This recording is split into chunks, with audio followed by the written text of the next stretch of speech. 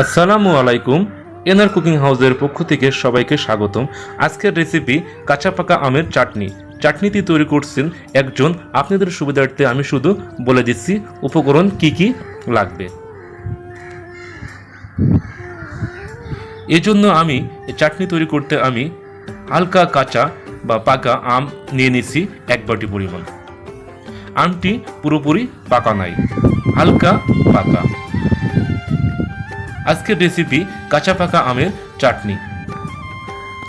আমগুলো একটি কড়াইয়ে সিদ্ধ করার জন্য দিয়ে দিলাম, সাথে 1 চামচ পরিমাণ হলুদ।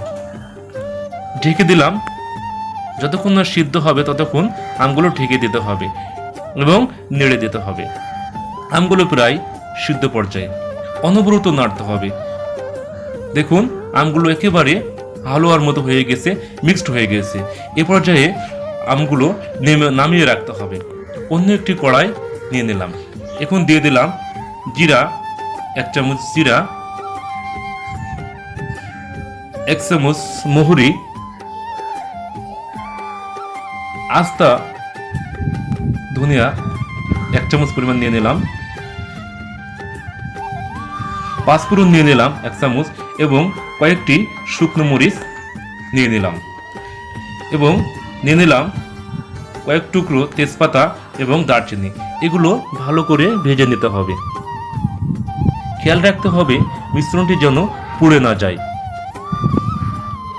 এখন কড়াইয়ের ভিতরে সরিষার তেল 1 কাপ পরিমাণ ব্যবহার করে নিলাম, সাথে রসুনের বাটা 1 চামচ পরিমাণ দিয়ে দিলাম। গুড়, আখের গুড়। এখানে চিনি ব্যবহার করতে পারেন। চিনি ব্যবহার করলে হালকা সাদা রং ধারণ করবে, কিন্তু আমি ব্যবহার করছি আখের গুড়। এখন ব্যবহার করলাম মরিচের গুঁড়া 1 চা চামচ এবং আমের যে দ্রবণটি আছে এখন এই কড়াইয়ের ভিতরে ঢেলে দিলাম। এখন অনবরত নাড়তে হবে। যে আমরা মশলাটি ভেজে রাখছিলাম সেটি ঢেলে দিতে হবে। এখন সমস্ত মিশ্রণটি অনবরত নেড়ে যেতে হবে। চ্যানেলটি সাবস্ক্রাইব করে পাশে থাকুন। দেখুন আচারের কালার কতটা সুন্দর ধারণ করেছে। এখন দিয়ে দিলাম জিরে বাটা 1 চামচ, শুকনা জিরা বাটা 1 চামচ দিয়ে দিলাম।